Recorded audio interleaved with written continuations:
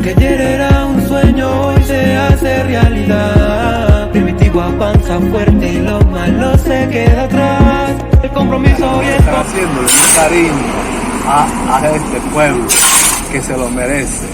Ahora se necesita que esto lo mantenemos todo el tiempo cada vez limpio, así como va ahorita en estos momentos. La parroquia Payara, el municipio Opal, estado Portuguesa, dándole las gracias a nuestro gobernador Primitivo Cedeño, a nuestro alcalde Rafael Torrealba y a nuestro presidente Maduro por realizar, ¿verdad?, estas obras tan maravillosas aquí en la parroquia Payara, donde nos encontramos en la avenida principal, donde teníamos tiempo que estas calles estaban tapadas, nunca se les había hecho mantenimiento de lo que eran las aguas negras, y entonces estamos viendo la lluvia de obras que el presidente pues, ha ordenado.